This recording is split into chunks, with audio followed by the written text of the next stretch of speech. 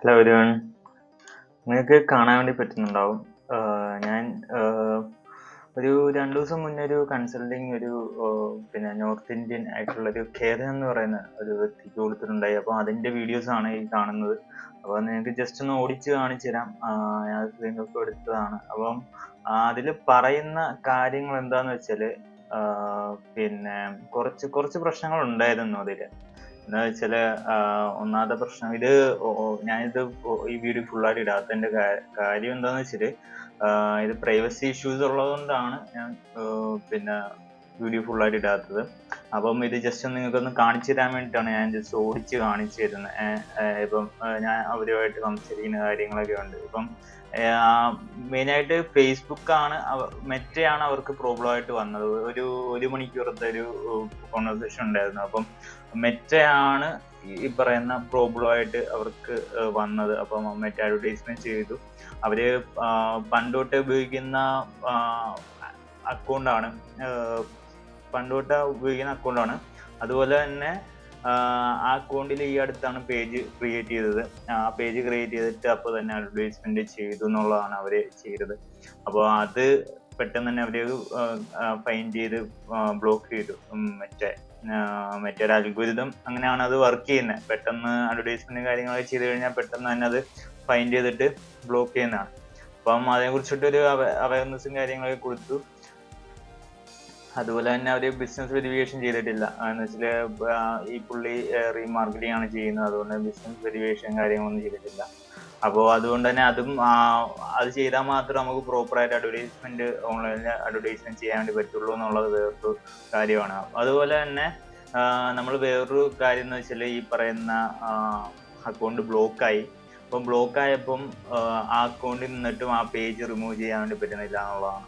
ആ page remove ചെയ്യാൻ വേണ്ടി പറ്റുന്നില്ല. അപ്പം നമ്മൾ പിന്നെ കുറച്ച് നോക്കിയിട്ട് പറഞ്ഞു വേറൊരു പരിപാടി ചെയ്യാം. എന്ന് വെച്ചാല് നമ്മുടെ അക്കൗണ്ട് ആ പേജിൽ നിന്ന് ഒഴിവാക്കാം എന്ന് വെച്ചുകൊണ്ട് അക്കൗണ്ട് ഒഴിവാക്കാൻ വേണ്ടി നോക്കിയപ്പം ആ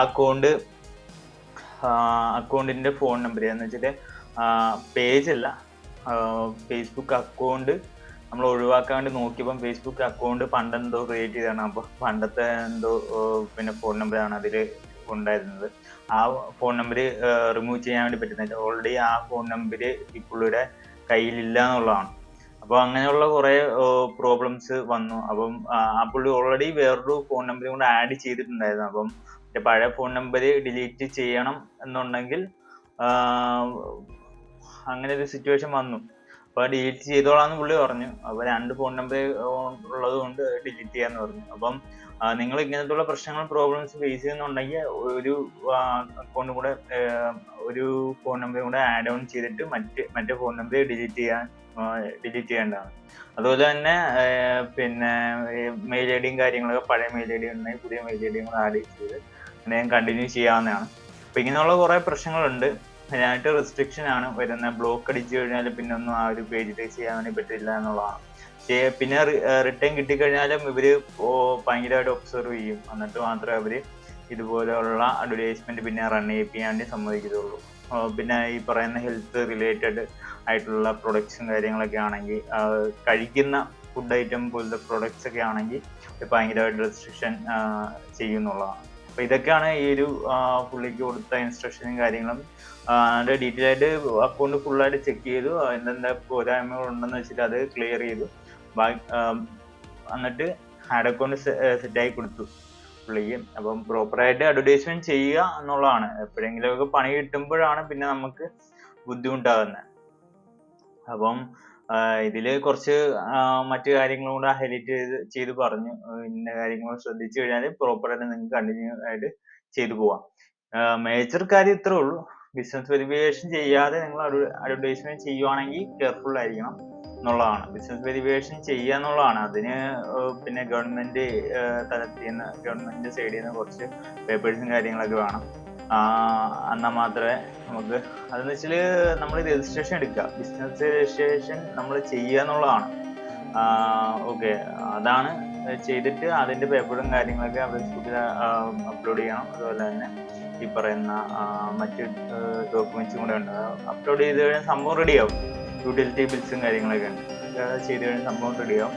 അപ്പോൾ ഇതൊക്കെയാണ് ഈ ഒരു കൺസൾട്ടിങ് പുള്ളിക്ക് കൊടുത്തത്. അപ്പോൾ ഇങ്ങനെയുള്ള കൺസൾട്ടിങ് നിങ്ങൾക്ക് വേണമെന്നുണ്ടെങ്കിൽ ജസ്റ്റ് കോൺടാക്ട് ചെയ്യുക, ഈ മേളിൽ കാണുന്ന നമ്പറിൽ കോൺടാക്ട് ചെയ്യുക. അതുപോലെ തന്നെ അഡ്വർടൈസിങ്, ഓഫ്ലൈൻ ആൻഡ് ഓൺലൈൻ അഡ്വർടൈസിങ്ങിനെ കുറിച്ചിട്ട് പിന്നെ അതേക്കുറിച്ചിട്ട് അറിയണമെന്നുണ്ടെങ്കിലും കോൺടാക്ട് ചെയ്യുക. പല ടൈപ്പ് ഓഫ് അഡ്വർടൈസ്മെന്റ് ഉണ്ട്. ഇപ്പം ഔട്ട്ഡോർ എന്തിനാണ് നമ്മൾ അഡ്വർടൈസ്മെന്റ് ചെയ്യുന്നത് വെച്ചാൽ പ്യൂർലി ബ്രാൻഡിങ് എന്ന് പറയുന്ന ഒരു സെഗ്മെന്റ് ആണെങ്കിൽ പോലും അത് ഔട്ട്ഡോർ ഇപ്പം ബ്രാൻഡിങ് റിലേറ്റ് ചെയ്തിട്ടുള്ള കുറേ ആക്ടിവിറ്റീസും കാര്യങ്ങളൊക്കെ ചെയ്യാൻ വേണ്ടി പറ്റും. അത് ചെയ്ത് സോഷ്യൽ മീഡിയ വഴി എങ്ങനെ അത് ബൂസ്റ്റപ്പ് ചെയ്തിട്ട് നിങ്ങളെ ബ്രാൻഡിനെ പ്രൊമോട്ട് ചെയ്യുക എന്നുള്ള പരിപാടികളൊക്കെ ഉണ്ട്. അപ്പം നിങ്ങൾ ഇപ്പം ചെയ്യേണ്ട ഇത്ര മാത്രമേ ഉള്ളൂ. നിങ്ങളുടെ ബിസിനസ് ഉണ്ടെങ്കിൽ അത് എങ്ങനെയൊക്കെ നമുക്ക് ഈ പറയുന്ന കസ്റ്റമറിലോട്ട് എങ്ങനെ മാക്സിമം എത്തിക്കുക എന്നുള്ളതാണ്. നമ്മുടെ കസ്റ്റമറിലോട്ട്, അല്ലാതെ പിന്നെ നമ്മുടെ അല്ലാത്ത കസ്റ്റമറിലോട്ട് എത്തിക്കുമ്പോഴാണ് ഈ മണി ലോസ് ആകുന്നത്. ആ ലോസ് കുറയ്ക്കാൻ വേണ്ടിയിട്ടാണ് പ്രോപ്പറായിട്ടുള്ള കൺസൾട്ടേഷൻ എടുക്കാൻ വേണ്ടി പറയുന്നത്. ഓക്കെ, കൺസൾട്ടേഷൻ എടുക്കുവാണെങ്കിൽ നിങ്ങളുടെ മെജോറിറ്റി ഓഫ് എമൗണ്ടും നമുക്ക് യൂട്ടിലൈസ് ചെയ്യാൻ വേണ്ടി പറ്റും പ്രോപ്പറായിട്ട്. അല്ലെങ്കിൽ ലോസ് സംഭവിച്ചുകൊണ്ടിരിക്കും. ഈ ബ്രാൻഡിങ് എന്ന് പറയുമ്പോൾ നമുക്ക് ബ്രാൻഡിങ് എല്ലാവർക്കെല്ലാം ബ്രാൻഡിങ് കാണിക്കുക എന്നുള്ളതല്ല, നമ്മുടെ പർട്ടിക്കുലർ ആയിട്ടുള്ള ഓഡിയൻസിലോട്ട്. ഇപ്പോൾ വലിയ വലിയ ബ്രാൻഡ്സ് ഒക്കെ ആണെങ്കിൽ എല്ലാവരിലോട്ടും കാണിക്കാം. എന്ന് വെച്ചാൽ ഈ അത്യാവശ്യ സാധനങ്ങളൊക്കെ ആണെങ്കിൽ അത് എല്ലാവരും യൂസ് ചെയ്യുന്ന സാധനങ്ങളൊക്കെ ആണെങ്കിൽ എല്ലാവർക്കും കാണിക്കുന്നുണ്ട്, കുഴപ്പമില്ല. ഓക്കെ, അപ്പോൾ ഇനിഷ്യൽ സ്റ്റേജിൽ ഉള്ള കമ്പനീസൊക്കെ ആണെങ്കിൽ മാക്സിമം ഒപ്റ്റിമൈസ് ചെയ്യുക എന്നുള്ളതാണ് ഇതിൽ പറയാൻ വേണ്ടിയുള്ളത്. ഓക്കെ, എന്തായാലും ഇതുപോലെയുള്ള കൺസൾട്ടിങ് വീഡിയോസിന് വേണ്ടി ഈ പേജ് ഫോളോ ചെയ്യുക, ലൈക്ക് ചെയ്യുക, ഷെയർ ചെയ്യുക, സബ്സ്ക്രൈബ് ചെയ്യുക. അപ്പോൾ നെക്സ്റ്റ് വീഡിയോ കാണാം. Okay, thank you.